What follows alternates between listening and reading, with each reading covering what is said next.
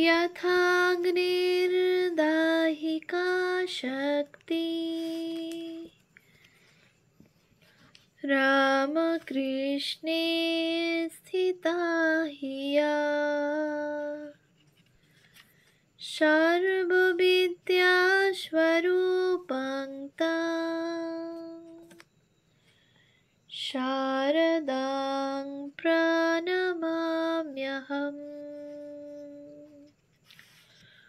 पूजनिया প্রব্রাজিকা বেদান্তপ্রাণা মাতাজির রচনা শ্রী শ্রীমা ও দশমহাবিদ্যা গ্রন্থ থেকে পাঠ। পৃষ্ঠা সংখ্যা 28-86। শক্তি ভারতে পূজার পাত্র। শক্তি বলতে আমরা নারীকেই বলি। আবহমান কালে রামের শক্তি সীতা, কৃষ্ণের রাধিকা, শিবের পার্বতী, এসব প্রসিদ্ধ নাম। চণ্ডীতে আমরা অষ্টশক্তির বিচিত্র প্রকাশ দেখি। ব্রহ্মাণী, ইন্দ্রাণী, কৌমারী, নারসিংহী, বারাহী, মাহেশ্বরী, নারায়ণী ও চামুণ্ডা। শ্রী শ্রী চণ্ডী ইঙ্গিত দিয়েছেন যে দেবের যে আকৃতি, বাহন ও অস্ত্র, তদনুরূপ শক্তিরও তাই।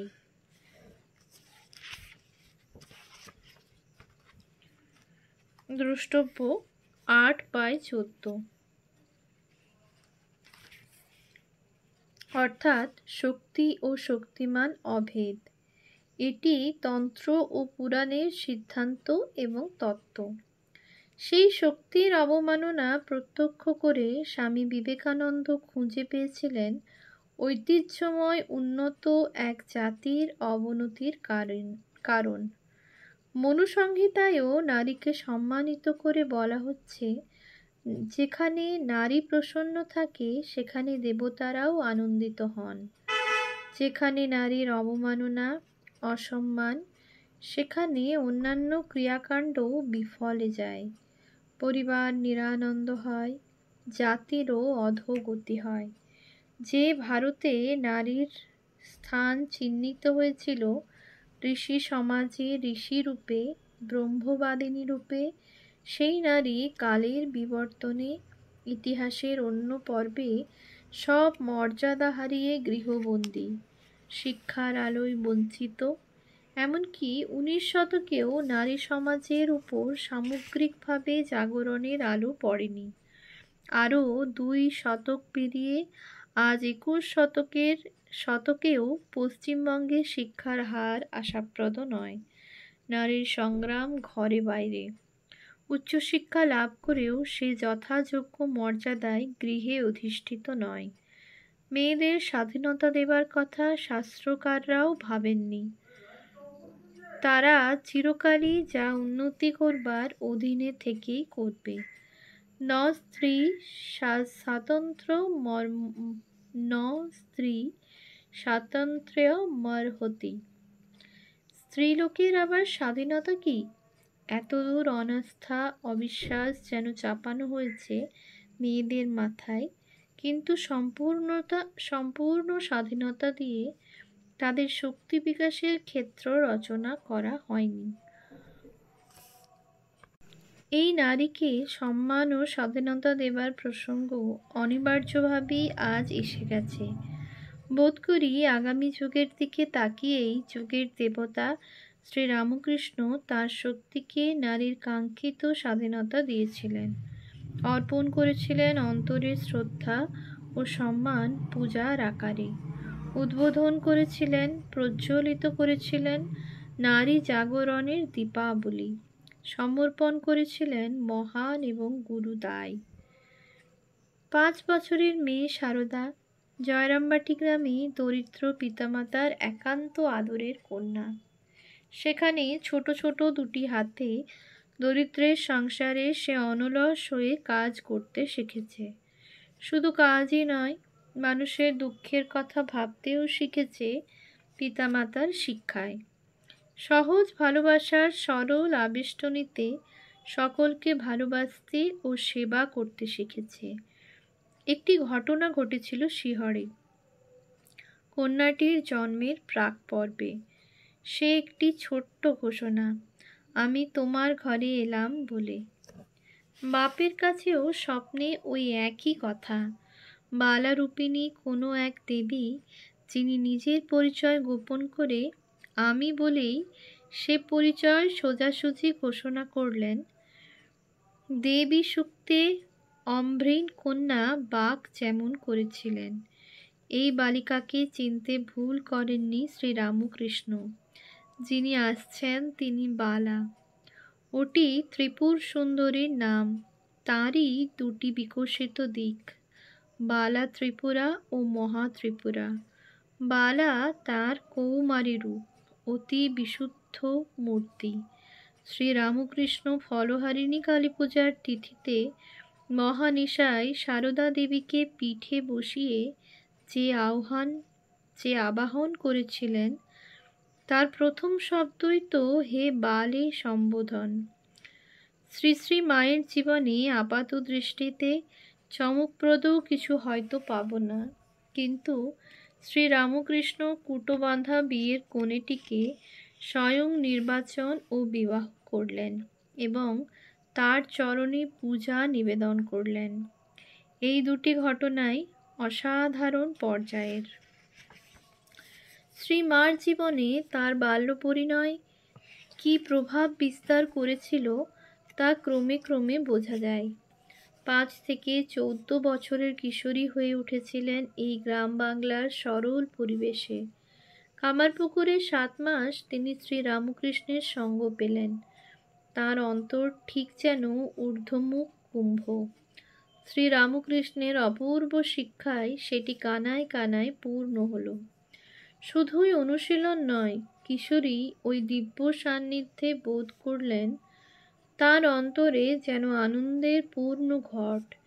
এক পরিপূর্ণ আনন্দের সন্ধান পেলেন সারদা সেই ত্যাগী, সংসার আসক্তিহীন শিবের মতো স্বামীর সঙ্গ করে। শ্রীরামকৃষ্ণ তার একাগ্র সমাধিপ্রবণ মনটি এবার অন্য এক দেবী প্রতিমার নির্মাণে দিয়েছিলেন। এই মাটির প্রতিমা নয় যে তুলির টান দেবেন তার অমানুষী করুণা ও প্রেম প্রকাশ করতে। জীবন্ত এক কিশোরী বালিকার চলন্ত বিগ্রহ। তাকে হাত দিয়ে নয়, সমস্ত মন দিয়েই তৈরি করলেন। যেন গড়ন দিয়ে দিলেন, ছাঁচটি তৈরি করলেন তার নিজের ভাবের আদলে। সে বালিকা বধূ নয়, হবে এক অনুপম মাতৃমূর্তি। এমন স্নেহময়ী মাগো কেউ দেখেনি হায়। শ্রীমার শিল্পী ও রূপকার অর্ধনিষ্পন্ন প্রতিমাটিকে রূপ দিতে যেন আরও একটু সময় নিলেন। আরও 4 বছর সারদার কাটল পথ চেয়ে, দিন গুনে। শেষ পর্যন্ত সাড়া এলো না দক্ষিণেশ্বর থেকে। এলো দুঃসংবাদ, লোকমুখের বিকৃত প্রচার।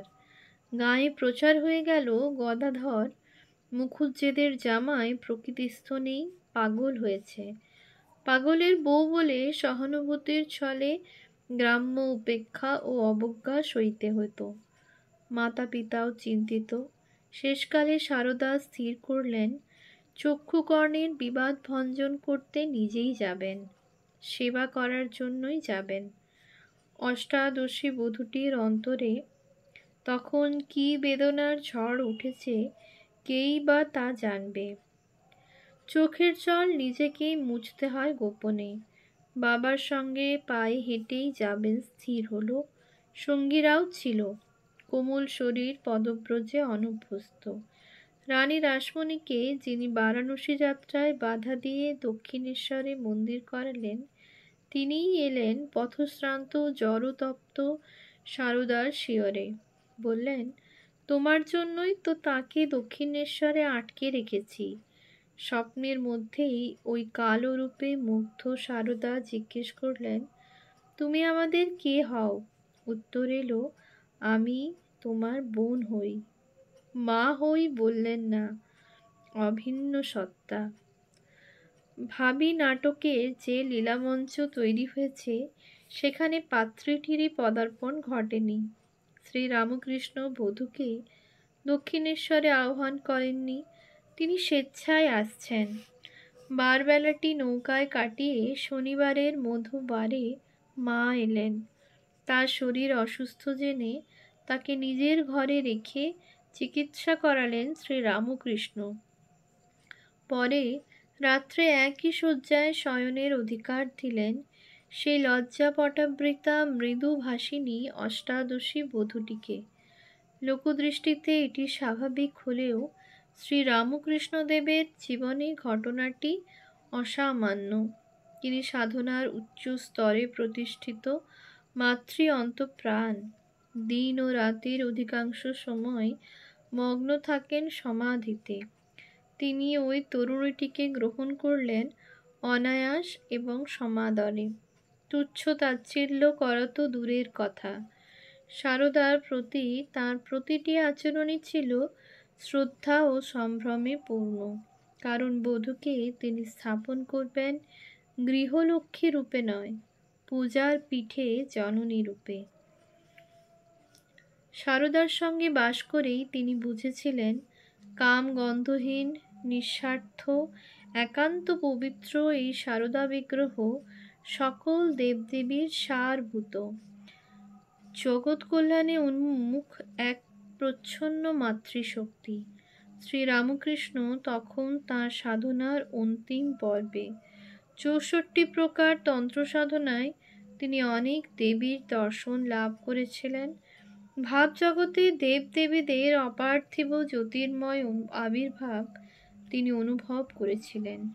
এবারের দেবী মানব বিগ্রহ, অর্থাৎ মানুষীর আকার। তার ব্যক্তিত্ব, মন, বুদ্ধি অতি প্রখর ও সূক্ষ্ম। তার ঊর্ধ্বগামী সত্তাকে ওই নহবতের বিন্দুতে সংহত করা হয়েছে। 1879-তে ফলহারিণী কালিকা পূজার ভরা অমানিসায় তিনি মন্দিরে নয়, নিজের ঘরটিতে আয়োজন করলেন দেবী পূজার। কাশীপুরের রোগশয্যায় নরেন্দ্রনাথকে ডেকে তিনি শক্তি সঞ্চার করে বলেছিলেন, আজ যথা সর্বস্ব তোকে দিয়ে ফকির হলুম, তুই এই শক্তিতে জগতের কাজ করবি। সেও এক ধরনের পূজা। তারও অনেক আগে এই পূজা। এখানেও শক্তি সঞ্চারের সঙ্গে আত্মসমর্পণ। ঘটনাটি ইতিহাসের পাতায় অশ্রুতপূর্ব। অবতার দায় বহন করেছেন সমস্ত জীবন, এটি পরম্পরা, সত্য। কিন্তু সেই গুরুদায় অর্পণ করছেন নিজের শক্তিকে সচেতন আনন্দে, এটি বিরলতম ঘটনা। একান্তে বসে যুগাবতারের এই নতুন পদক্ষেপ নারী জাগরণের কোন সুদৃঢ় ভিত্তি রচনা করে দিল, তার গভীর তাৎপর্য অনুধাবন করবে কে? নারী চরিত্রের পূর্ণ বিকাশ কেমন করে হবে তার ধারণাও ছিল না কোনো যুগে। আমরা এই যুগে শ্রী মাকে দেখলে তার পূর্ণতা বুঝতে পারি এবং আগামী যুগেও মেয়েদের ধীরে ধীরে তা বুঝে মায়ের চরিত্রে নতুন মূল্যায়ন করতে হবে। যত দিন যাচ্ছে ততই মায়ের অসাধারণ মহিমা ধীরে ধীরে আমাদের গোচরে আসছে।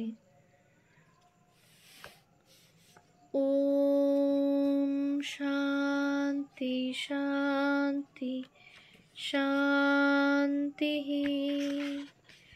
হরি ওম তৎসৎ। শ্রীরামকৃষ্ণার্পণমস্তু।